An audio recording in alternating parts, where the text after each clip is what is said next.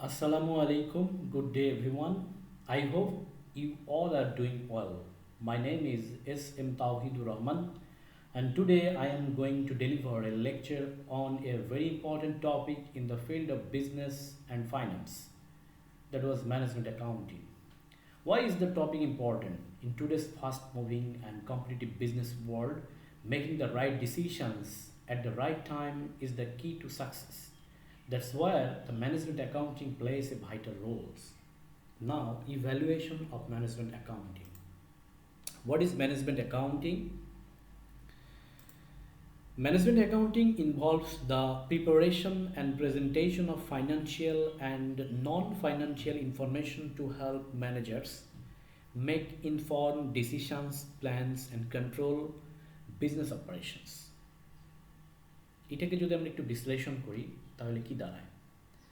Management accounting জড়িত কিসের সাথে? দ্য প্রিপারেশন, প্রস্তুতকরণ। কিসের প্রস্তুতকরণ?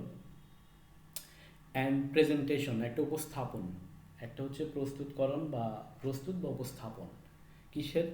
Of financial and non financial information. এটা আর্থিক এবং অনার্থিক তথ্য বা উপাত্ত, যেটা কি করছে? To help managers make inform decision, যেটা ব্যবস্থাপকদেরকে সহায়তা করছে কি করতে? সিদ্ধান্ত গ্রহণের ক্ষেত্রে, সঠিক সিদ্ধান্ত নেওয়ার ক্ষেত্রে, প্ল্যান অ্যান্ড কন্ট্রোল, পরিকল্পনা, ভবিষ্যৎ পরিকল্পনার ক্ষেত্রে তাদেরকে সহায়তা করছে। কন্ট্রোল বিজনেস অপারেশনস, এবং ভবিষ্যতে যে তারা ব্যবসায় কার্যক্রমকে নিয়ন্ত্রণ করবে সেই নিয়ন্ত্রণের ক্ষেত্রেও ম্যানেজমেন্ট অ্যাকাউন্টিং ব্যাপকভাবে হেল্প করছে। তাহলে মূল কথা কি দাঁড়ালো? মূল কথা দাঁড়ালো হচ্ছে যে ম্যানেজমেন্ট অ্যাকাউন্টিং হলো একটি অ্যাকাউন্টিং পদ্ধতি যার মাধ্যমে আর্থিক ও আর্থিক তথ্য প্রস্তুত ও উপস্থাপন করা হয়, যাতে ব্যবস্থাপকরা সঠিক সিদ্ধান্ত নিতে পারেন এবং ভবিষ্যৎ পরিকল্পনা করতে পারেন এবং ব্যবসার কার্যক্রম কি করতে পারেন? নিয়ন্ত্রণ করতে পারেন।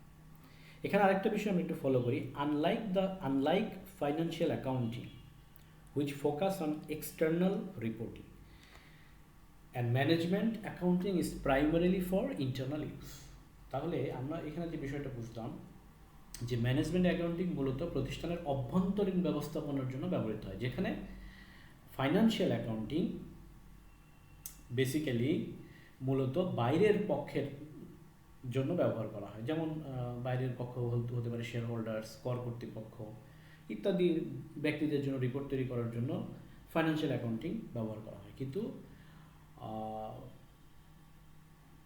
ম্যানেজমেন্ট অ্যাকাউন্টিং এটা মূলত কোম্পানির অন্তর্নিহিত তথ্য উপস্থাপনের জন্য ব্যবহার করা হয়, যেমন কোর টিম মেম্বার যারা রয়েছে তাদের জন্য এটি ব্যবহার করা হয়। আমি একটা এক্সাম্পল দিলে আপনারা বুঝতে পারবেন। যেমন ধরা যাক একটি পোশাক উৎপাদনকারী প্রতিষ্ঠান প্রতি মাসে কত ইউনিট পোশাক উৎপাদন করতে চাচ্ছে বা তৈরি করছে এবং এতে কত খরচ হচ্ছে, সেই তথ্য ম্যানেজমেন্ট অ্যাকাউন্টিংয়ের মাধ্যমে বিশ্লেষণ করা হচ্ছে। যেমন ধরুন, যদি দেখা যায় এক মাসে 10,000 ইউনিট উৎপাদনে 20 লক্ষ টাকা খরচ হয়, তবে ইউনিট প্রতি খরচ হয় 200 টাকা। এই বিশ্লেষণ ব্যবস্থাপককে সিদ্ধান্ত নিতে সাহায্য করবে যে উৎপাদন খরচ কমানো সম্ভব কিনা কিংবা দাম পরিবর্তন করা উচিত কিনা। এই বিষয়ে সিদ্ধান্ত নেওয়ার জন্য কিন্তু বেসিক্যালি ম্যানেজমেন্ট অ্যাকাউন্টিংয়ের হেল্প নিতে হয় একজন ব্যবস্থাপককে।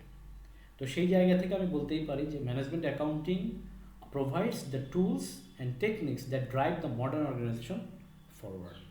ধন্যবাদ সবাইকে, ভালো থাকবেন, আল্লাহ হাফেজ।